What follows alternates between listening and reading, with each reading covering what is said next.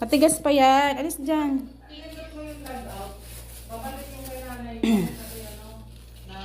Alis dyan. Karni yan. Hindi yan pwede sa'yo. Ito.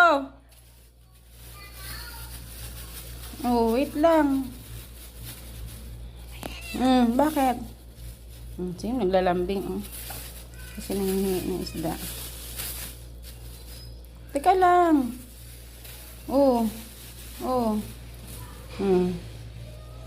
Ganyan yan siya pag sa umaga. Lalambing. Wait lang. Bilinhan ko siya ng